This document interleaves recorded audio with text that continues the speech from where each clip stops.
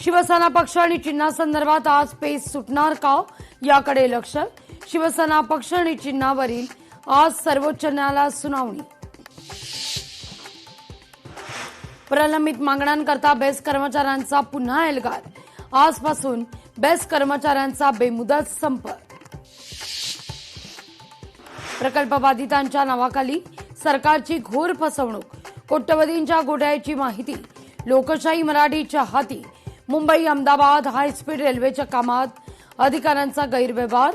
Satellite सर्व्हेची कागदपत्र दाखवण्यास अधिकाऱ्यांची चालढकल। भाजपच्या नव्या राष्ट्रीय कार्यकारिणी आणि पदाधिकाऱ्यांची घोषणा।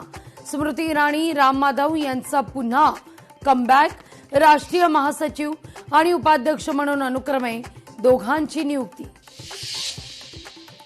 भाजपच्या राष्ट्रीय आयटी सेलचे प्रमुख असलेल्या अमित मालवीय यांना पदावरून हटवलं। त्या जागी दीपक मस्के यांची नियुक्ती। जनगणनेतील ओबीसी कॉलमच्या मुद्द्यावर काँग्रेस आक्रमक। राहुल गांधींच्या उपस्थितीत आज दिल्लीत बैठक।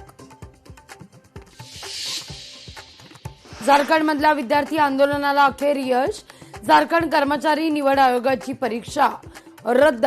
मुख्यमंत्री हेमंत सोरेन यांनी केली आहे घोषणा। पाकिस्तानातील कुख्यात गँगस्टर शहजाद भट्टीच्या सोशल मीडिया नेटवर्कच्या संपर्कात आलेल्या 8 संशयितांची एटीएस कडून चौकशी। तब्बल 2 दिवस झाली आहे कसून चौकशी।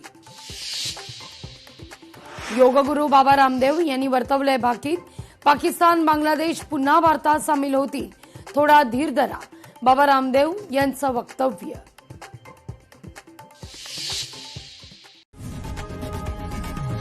लोकशाही मराठी ऐका, पहा, जागरूक रहा।